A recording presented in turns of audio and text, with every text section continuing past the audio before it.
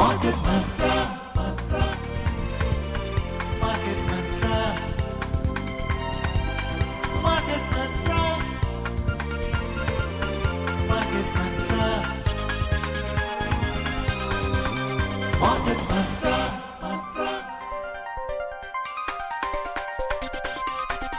Market Mantra. Welcome to Market Mantra, the program in which we give you a complete update on the economic, business and stock market news of the day. I am Vaibhav Jyotsna Srivastav and with me is my co-anchor, Sonu Sood. धन्यवाद वैभव। नमस्कार श्रोताओं, market मंत्र में आपका स्वागत है। आधे घंटे के इस कार्यक्रम में हम देश और दुनिया से आर्थिक, व्यापारिक और शेयर बाजार के ताज़ा समाचार आप तक लाएंगे और उन पर चर्चा करेंगे। हमारे साथ खबरों पर चर्चा के लिए स्टूडियो में आमंत्रित है वरिष्ठ आर्थिक विशेषज्ञ दीपशिखा सिकरवार। दीपशिखा जी, मार्केट मंत्र में आपका स्वागत है। धन्यवाद सोनू जी। और अब हेडलाइंस के साथ है वैभव Jyotsna Srivastava. Absolutely, Sonu. First, the headlines. President Draupadi Murmu says India's skilled workforce will be a valuable asset in economic progress of Slovakia. Domestic stock market remained closed on account of Mahavir Jayanti. Global markets surge after US President Donald Trump announces 90-day pause on tariffs. And India's goods and services exports cross record $820 billion in the financial year 2024-25. राष्ट्रपति द्रौपदी मुर्मू ने कहा कि भारत का कुशल कार्यबल Slovakia की आर्थिक प्रगति के लिए बहुमूल्य होगा। महावीर जयंती के अवसर पर घरेलू शेयर बाजार बंद रहे। अमेरिकी राष्ट्रपति डोनाल्ड ट्रंप द्वारा शुल्कों पर 90 दिन के लिए रोक लगाने के बाद वैश्विक बाजारों में आई तीव्र बढ़त। और भारत का वस्तु और सेवाओं का निर्यात वित्त वर्ष 2024-25 में $820 अरब के आंकड़े को पार कर गया।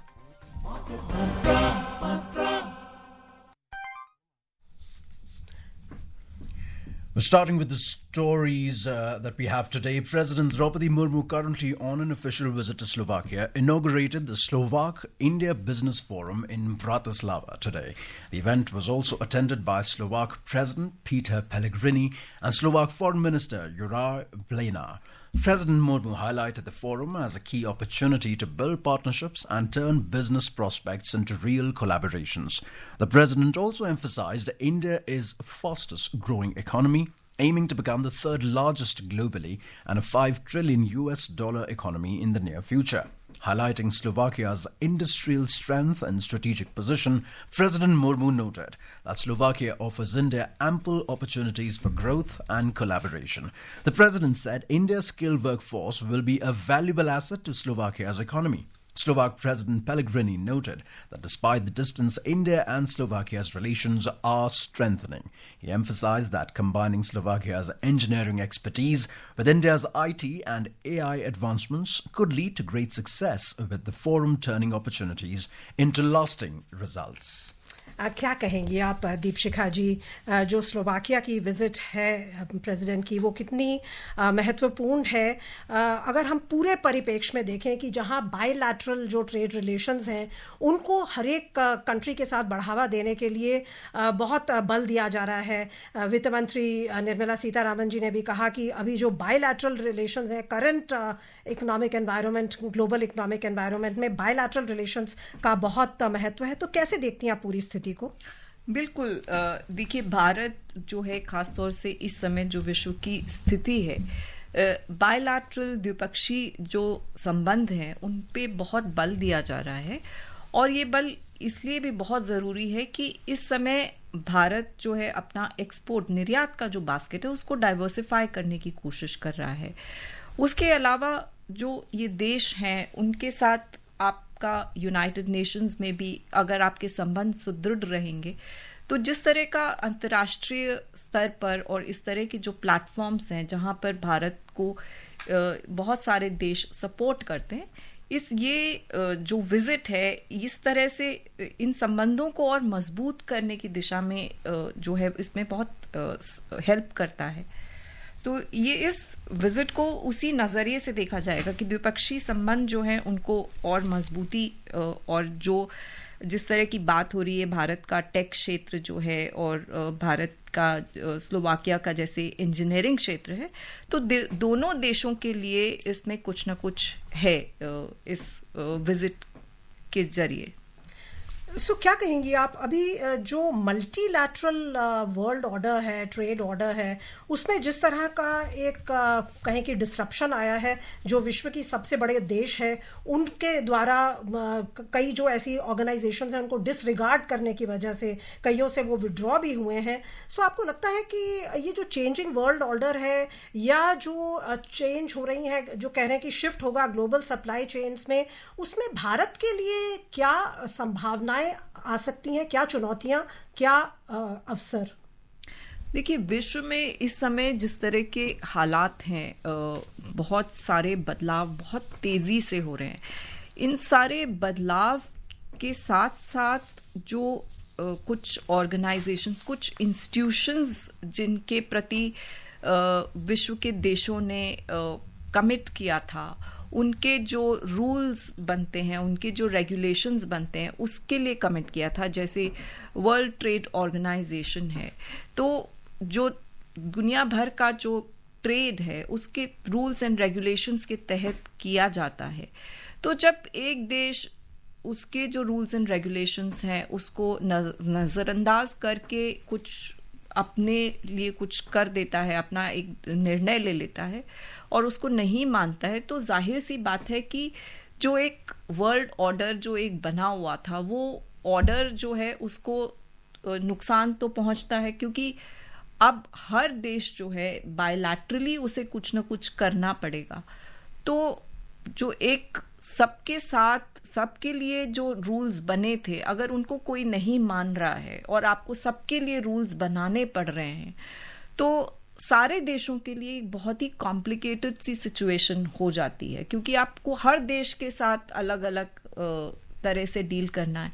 तो जो व्यवसाय जगत है, जो असल में ट्रेड कर रहा होता है, या जो निवेशक हैं जो किसी देश में निवेश करने जा रहे हैं, उनके लिए बहुत ही कॉम्प्लेक्स स्थिति है, क्योंकि हर देश जो है अब द्विपक्षीय जो है संबंधों की तरफ देख रहा है, क्योंकि मल्टीलैटरल रूल्स जो हैं उनको एक बहुत बड़े देश ने नज़रअंदाज कर दिया है। तो ये हालांकि बहुत सारा विश्व का जो ट्रेड है अभी भी WTO के रूल्स के तहत ही किया जाता है, लेकिन फिर भी उसमें चूंकि आपके पास अपील का फोरम नहीं है कि अगर कुछ गलत हो रहा है, तो जाहिर सी बात है एक सेटबैक तो है इस मल्टीलैटरल सिस्टम के लिए ये।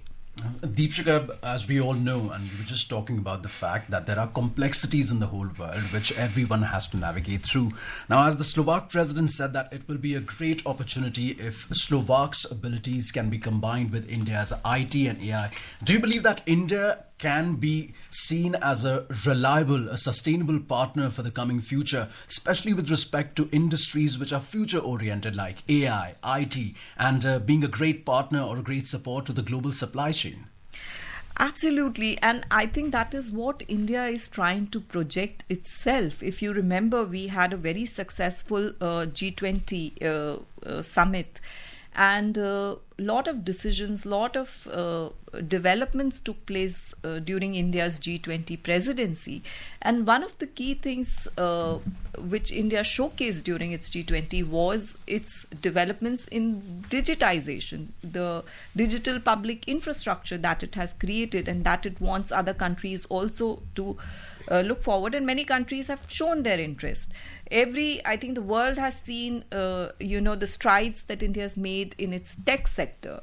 India's IT has been a huge strong point for India, India's services sector. So definitely going forward, India is also seen as someone which will play a huge role, not in terms of global supplies, but also as a global player on the high table. India is a huge market. India has a very strong voice in terms of geopolitics. And India is trying to navigate these geopolitical, geo-economic developments very carefully. India is also trying to build its supply chain, sustainable supply chains, which are strategic. trying to cut down on dependence on any one supplier. So I think secure, sustainable supply chains and how we can participate in global value chains which are there globally. How can we a reliable partner in that? So there are a lot of initiatives that have sort of been in the works, and I think in the near future, number of sectors, India can emerge as a global player. In terms of economics, of course, we remain a fastest growing country.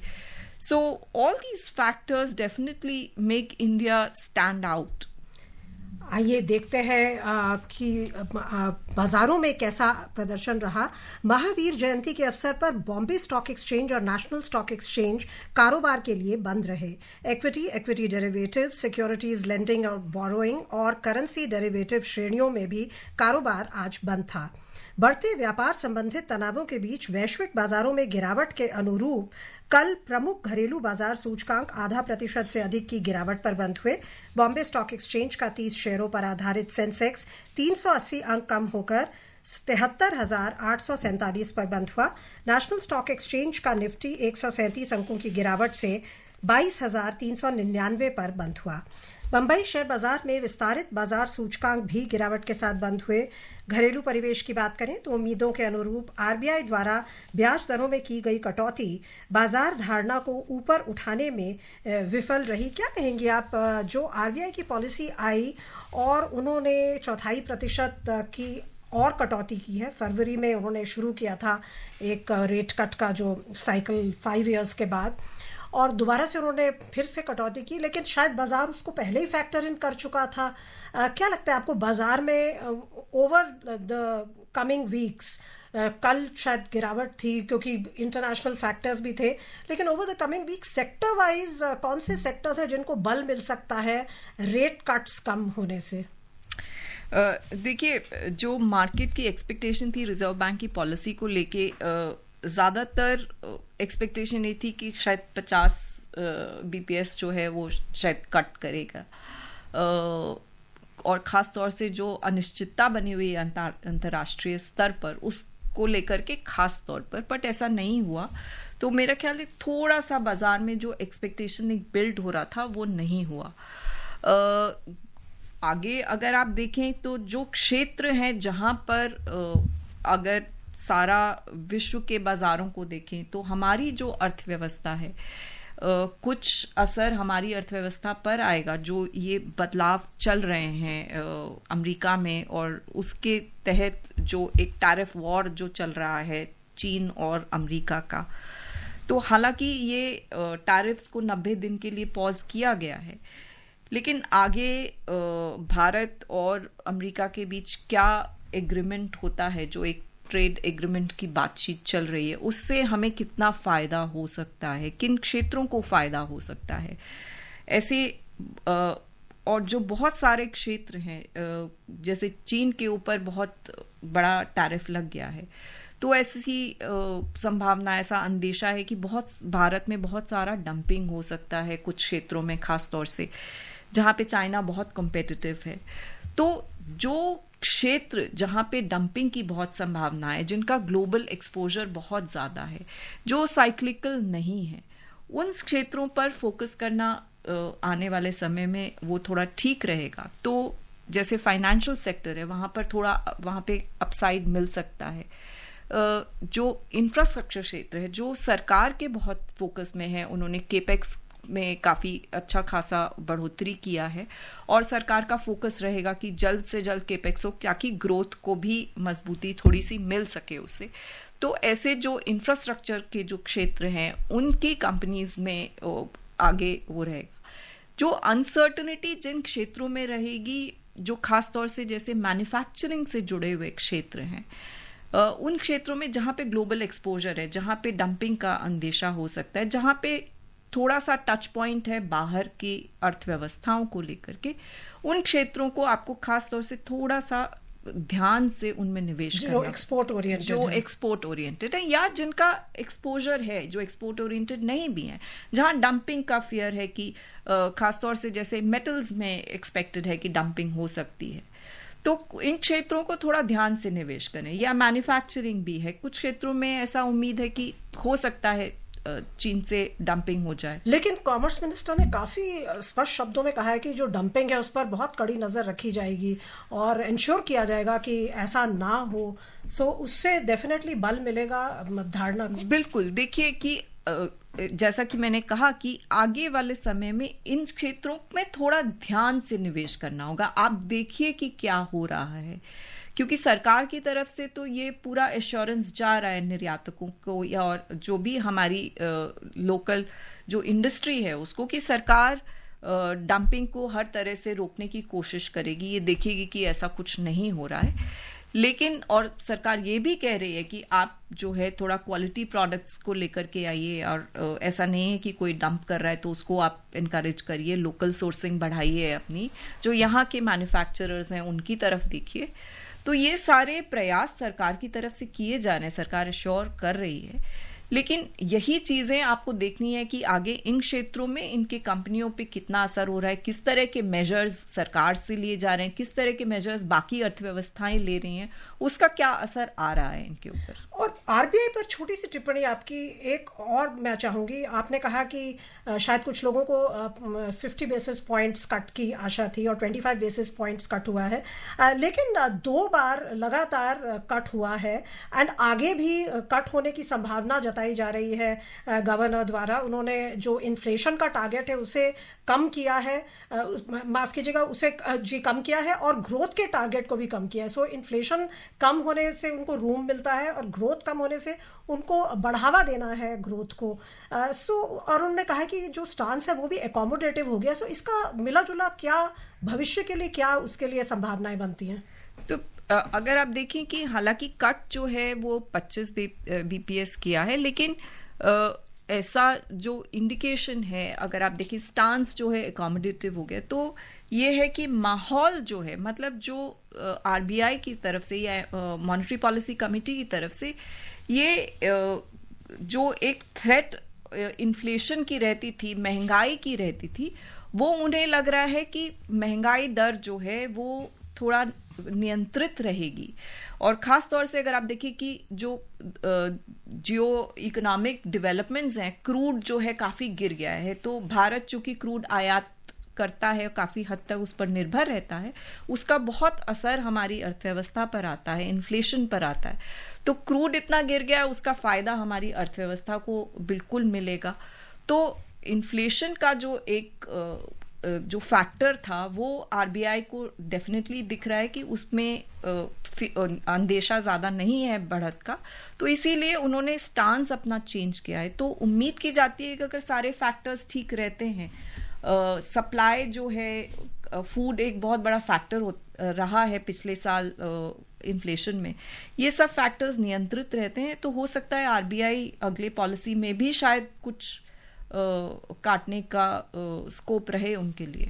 और RBI governor और जो finance minister हैं दोनों ने ही कहा है कि सरकार और आरबीआई दोनों को मिलकर जो है स्थिति को नियंत्रित रखना होगा, जैसे अभी मजबूत है वैसे ही बनी रहे। सो आपको लगता है कि सरकार की तरफ से सबसे बड़ा जो अभी आवश्यकता है और जिस पर कार्य किया जा रहा है वो जो बायलैटरल ट्रेड एग्रीमेंट है अमेरिका के साथ, ताकि अभी 90 दिन का हमें जो मिला है समय, उसमें इस तरह की नेगोशिएशंस हों, इस तरह के मुकाम पे हम पहुंचे कि हमें मिनिमम उसका इम्पैक्ट हो।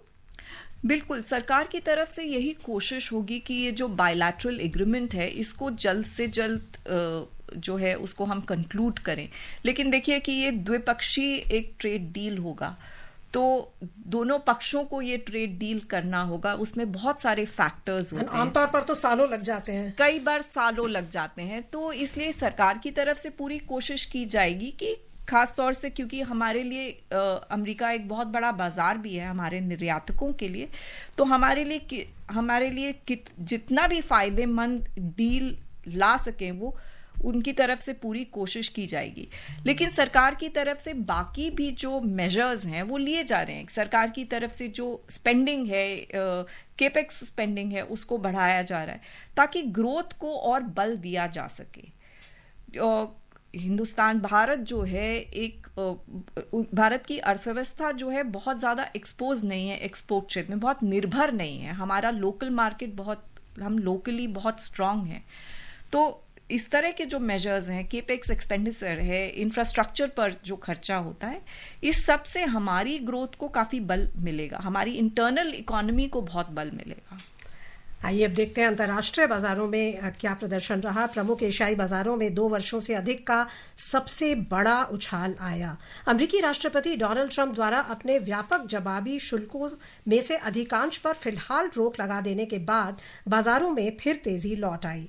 जापान का निक्केई अगस्त के बाद अपनी सबसे अधिक बढ़त दर्ज करते हुए 9.1% से अधिक के उछाल पर बंद हुआ.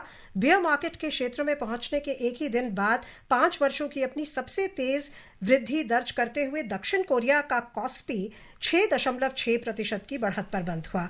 सिंगापुर का स्ट्रेट्स टाइम्स सूचकांक 5.4% से अधिक के उछाल में रहा. हांगकांग के हैंगसेंग में 2% से अधिक की तेजी आई और चीन का शंघाई कॉम्पोजिट सूचकांक 1.1% से अधिक की बढ़त में रहा. बावजूद इसके कि अमेरिकी राष्ट्रपति ट्रंप ने चीन के आयात पर शुल्क बढ़ाकर 125% कर दिया है. आज चीन ने चेतावनी दी कि अमेरिकी शुल्क पूरे विश्व के हित के खिलाफ है और वॉशिंगटन से कहा कि विश्व की 2 सबसे बड़ी अर्थव्यवस्थाओं के बीच बढ़ते व्यापार युद्ध की स्थिति में वे मध्य रास्ता अपनाएं. इस बीच प्रमुख यूरोपीय बाजारों में भी बढ़त का रुख था. दिन के कारोबार में ताज़ा समाचार मिलने तक जर्मनी का डैक्स 5.7% से अधिक, फ्रांस का कैक 5.6% से अधिक और लंदन का फुट्सी 4.5% से अधिक के उछाल में थे. आपकी एक ब्रीफ सी टिप्पणी, चीन और अमेरिका के बीच जो ये एक टिट फॉर टैट चल रही है, अब इतने बड़े फिगर्स तक हम पहुंच गए हैं, 125%. इनफैक्ट जो चाइनीज ऑटोज हैं उन पर तो 181% टैरिफ लगता है यूएस में. सो क्या लगता है आपको, ये पूरी जो स्थिति है ये बेसिकली इन 2 देशों के बीच की है और बाकी सब का एक कोलैटरल सिचुएशन में फंसे हैं? मुझे लगता है कि अमेरिका की एक बहुत उन्होंने अपने देश के हिसाब से बहुत एक स्ट्रैटेजी तरीके से वो चले हैं. सारे विश्व में बहुत सारे देश जहां से वो आयात करते हैं उन सबको उन्होंने एक डेडलाइन दे दी, उनके ऊपर ये प्रेशर बना दिया है कि वो अपने जो आयात शुल्क हैं उसको काटें या फिर ट्रेड डील करें अमेरिका के साथ. तो उनको सारे देशों को वो एक उन्होंने प्रेशर बना के उनको वो नेगोशिएटिंग टेबल पर आना उनके लिए ज़रूरी कर दिया है. चीन के साथ जो ये चल रहा है, दोनों देशों के बीच जो टैरिफ वॉर चल रहा है, ये कितना लंबा खिंचेगा अभी तो कहना बहुत मुश्किल है, क्योंकि हर रोज़ एक वो नया टर्न ले रहा है डेवलपमेंट. लेकिन जैसे कि कल प्रेसिडेंट ट्रंप ने कहा कि चीन के साथ उनके जो है बातचीत की जा सकती है, वो मतलब उनके संबंध रहे हैं, वो मिले हैं प्रेसिडेंट जी के साथ. तो इस तरह ऐसा अंदेशा है कि शायद दोनों जो हैं वो भी नेगोशिएटिंग टेबल तक सॉफ्टनिंग हो रही है. मैं नहीं कहूंगी कि सॉफ्टनिंग हो रही है, लेकिन दोनों तरफ से जिस तरह की बातचीत हो रही है, हो सकता है कि कुछ आने वाले दिनों में शायद कुछ बन जाए दोनों के बीच में बातचीत. And talking about the US markets, US stocks registered their biggest one-day gains in years on Wednesday after President Donald Trump declared a temporary pause on tariffs, providing relief to the markets that were reeling under pressure due to escalating trade tensions. The Nasdaq Composite shot up over 12%, marking its second best day ever and the greatest gain since January 2001. S&P 500 jumped by over 9.5% and Dow Jones Industrial Average rallied more than 7.8%. Deepshika, what do you feel that all these uncertainties that are coming every now and then, and as you said that it's nowhere clear that how the picture will reveal itself in a few days from now, can India ride this wave of uncertainty? And again, my question would be to project itself as a reliable partner for the future. And as we were talking earlier about the dumping part, leaving that aside because India does not indulge in such activities, would you think that India can create a space for itself in the markets?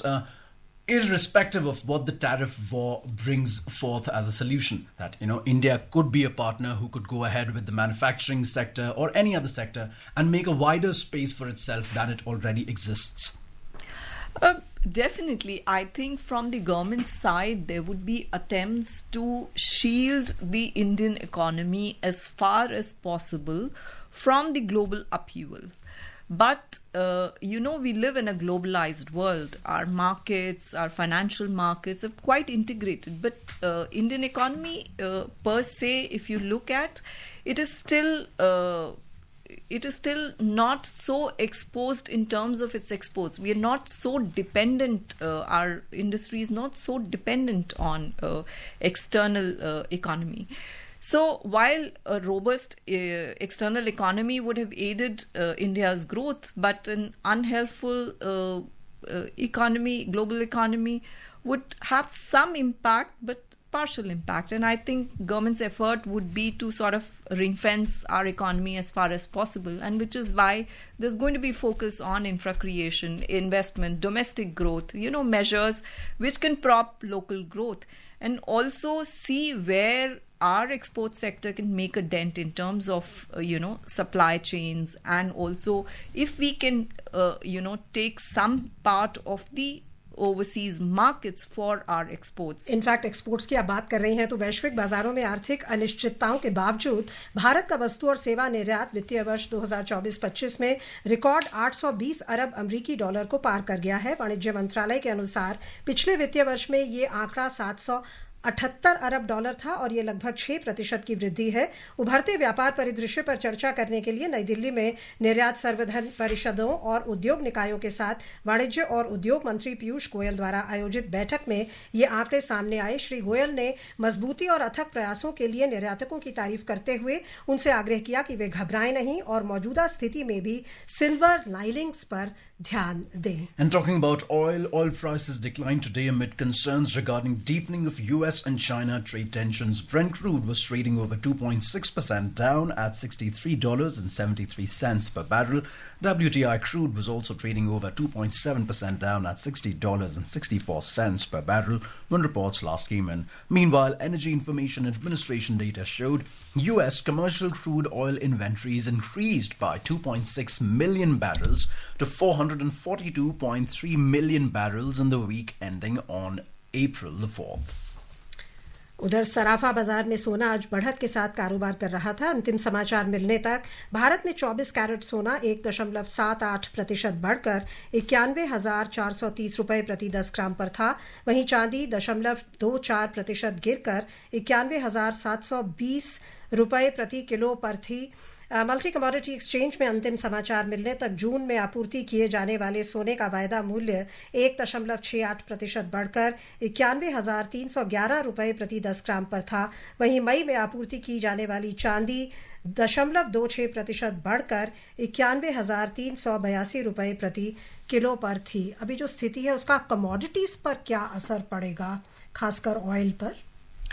Oil पर देखिए, जब US में सरकार बदली थी तो एक बहुत बड़ा स्टांस चेंज हुआ था और यूएस की नई सरकार का फोकस था ड्रिलिंग के ऊपर, ऑयल प्रोडक्शन के ऊपर, तो उसका असर पड़ा था ऑयल के ऊपर। और लेकिन अब जिस तरह के हालात आ रहे हैं, अगर स्लो डाउन होता है यूएस इकोनॉमी में तो जाहिर सी बात है कि क्रूड ऑयल जो है वो थोड़ा टेम्पर्ड रहेगा, उसके दाम जो है हमारे लिए बहुत फायदे की बात है भारतीय अर्थव्यवस्था के लिए। और सोने के दामों में तेजी की उम्मीद है? सोने के दामों में यूएस का असर आपने देखा था क्योंकि वहाँ पे बॉन्ड यील्ड्स जो है बहुत बढ़ गए थे और उसके बाद हमने सोने में गिरावट देखी, तो ये एक बहुत बड़ा फैक्टर रहेगा सोने के मूवमेंट को तय करने के लिए। अगर फाइनेंशियल मार्केट, खासतौर से बॉन्ड मार्केट में कुछ बहुत ज़्यादा बदलाव नहीं होता है तो सोना जो है ऐसा लगता है कि इस अनिश्चितता के चलते थोड़ा मजबूत ही रहेगा। समय समाप्त हो रहा है। सो बहुत बहुत धन्यवाद आपका दीपशिखा जी आने के लिए और बहुमूल्य जानकारी के लिए। And before we close, a reminder of the headlines. President Draupadi Murmu says India's skilled workforce will be a valuable asset in economic progress of Slovakia. Domestic stock markets remain closed on account of Mahavir Jayanti. Global markets surge after US President Donald Trump announces 90-day pause on tariffs, and India's goods and services exports cross record $820 billion in financial year 2024-25. And that's it in this edition of Market Mantra. For now, namaskar.